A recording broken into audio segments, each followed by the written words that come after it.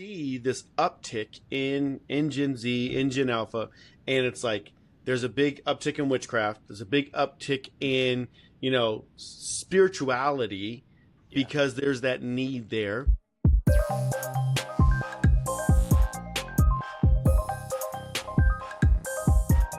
So first of all, hearing God's probably the number one question I get talked to about. It's probably like, how do I read my Bible? How do I hear God's voice?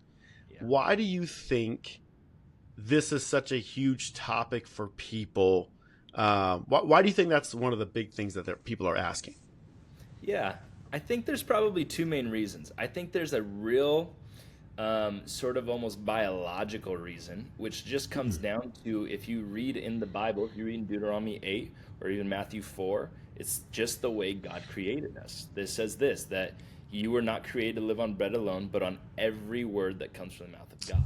That's good. Going down, we have a longing and a desire because we were created to actually live on the Rhema voice of God.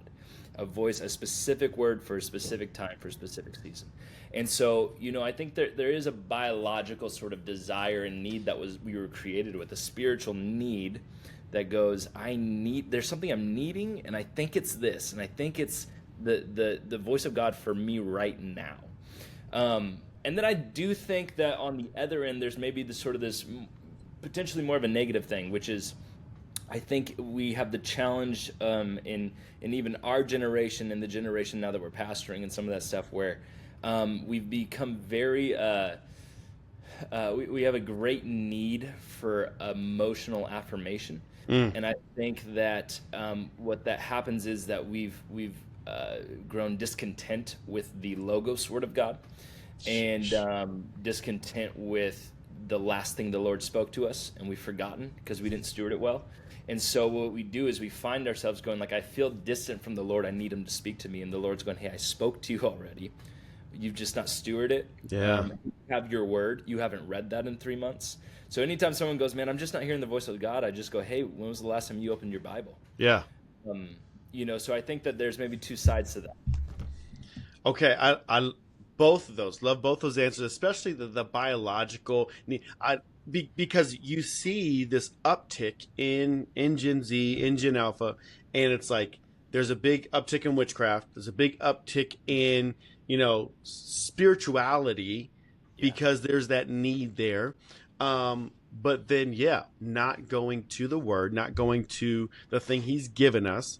And so we're saying, give me this ethereal, mystical, and he's like, hey, I got that, but I got this, right here. I love that. Why is it such a big deal for you? I know you said that this is something you're passionate about doing. What made that such a big deal for you? Man, there's probably a few things. I think, I grew up in the church.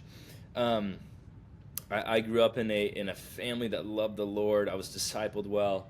But I can remember the day that someone taught me about prophecy and the voice of God.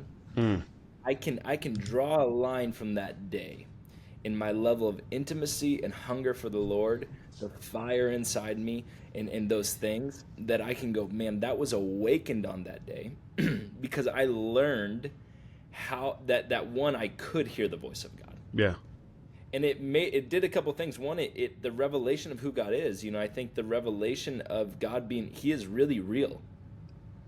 He's not a voice in the sky. He's really real. And He really wants a relationship with you. And here's one thing about relationships. And I don't know about you, but having a relationship with someone without communication is impossible. And so it's this thing for me is that I kind of lived based off of it. It's probably just based off of other people's relationship with the Lord, their intimacy for so long because I was built in it. I was grown in it. But when I could begin to talk to God, even in my prayer, and even in these different areas, the every day of life, I wake up and I go, Lord, what are you doing today? Good morning. These different things that begin to now enrich every area of my walk with Jesus because simply I can hear His voice. Yeah. And it just, now I have a relationship with Him. And I love that because even for me, as I'm thinking of, processing through that, it takes it out of the realm of simply am I going to God for information, or am I going to God for relationship? God, what should I do about this? What should I do about this? How do I fix this? Why this? Why this? How come my life is like this? And going, good morning. You know what I mean? Like, he wants to have intimate relationship, a friendship with you. 418 fam, I had this conversation with Jonathan Gistrap, and I really loved it. I think it's really going to help you. I want to encourage you, go get the 418 app.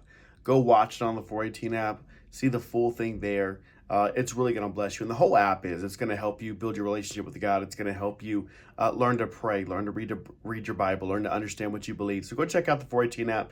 And here's what you're looking forward to in the upcoming videos. How did you become confident in it? Yeah. That you can and you do hear God's voice? It's like a muscle. And imagine, if anybody out there works out, this. I don't know if anybody knows what a Bulgarian split squat is, but it's this awkward move. You got one foot up on a bench, you got another foot on the floor, you're holding dumbbells, you're trying to squat with one leg, and you just look like a stupid person. The more you do that workout, and the more you strengthen that muscle, and the more that you practice that thing, the more confident you become in it. And I think this is how we grow in confidence with hearing the voice of God. Join the revolution.